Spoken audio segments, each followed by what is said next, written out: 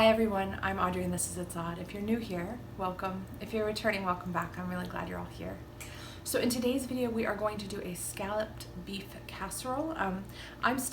Spring for us kind of goes hot and cold, so it's a bit of a rainy day here. So I was wanting something a little warming, soothing. So this casserole is perfect for that.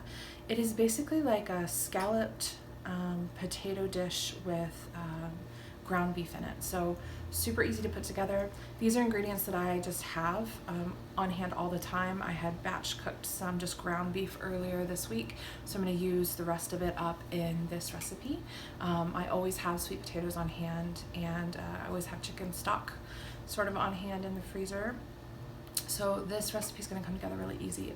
3 main ingredients: ground beef, sweet potatoes, onion are the main hard ingredients, and then for the sauce, super easy. It's a chicken stock base. It's got some nutritional yeast and some seasonings and coconut milk in it to give it a creaminess. I think this is going to be beautiful. So without much more chatter, let's get cooking.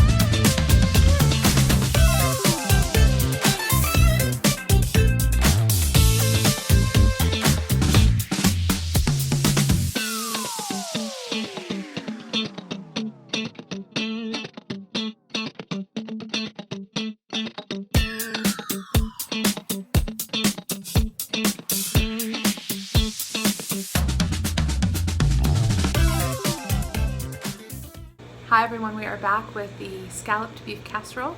I'll give you a little taste here. This just is so tasty. Show you. A little bit hot. It's a cheesy, beefy, sweet potato casserole. It's so good. I'm gonna try it. It's just really hot. The only thing with this is you might want to add, the flavors are pretty mild, so taste it for, you might want more salt or some Herbemare on top or something like that. I like it kind of plain because it's sort of a comfort, very warm comfort food type thing for me, but if you want it to season it up a bit, feel free to do that, or to add whatever spices you like. Okay, so here we go.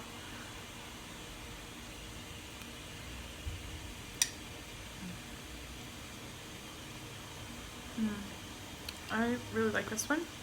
If you use the, I used white sweet potato in this, and I used the Hannah sweet potatoes. They're one of my favorite white sweet potatoes to use because they're not overly sweet comparative to some of the others.